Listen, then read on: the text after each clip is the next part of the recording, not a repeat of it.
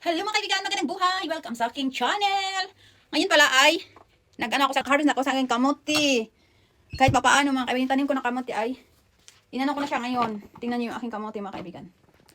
Ito yung aking na-harvest na kamote. O diba? May pang ano na ako. Halo ko yan sa aking pagbagsayang ako mga kaibigan. Ayan lahat yung aking na-harvest. Kahit pa paano siya, naka-harvest din tayo ng ating kamote na tinanim nung summer. O diba, yan nakagulay ako ng marami mga kaibigan. Ayan yung ating kamote mga kaibigan.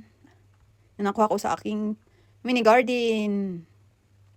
Pero hindi na ako nakapag vlog doon mga kaibigan kasi malamig sa labas kaya nagmamadali ako. Ito lahat yung na-harvest ko ng mga kaibigan na kamote galing sa aking mini garden. Different color to siya pero ito yung kulay ano. Kahit kinuha ko kahit maliliit kasi pwede natin yan panghalo sa ating pag magsaing ng bigas o kahit pa paano meron tayong. Yan lang mga kaibigan, thank you for watching!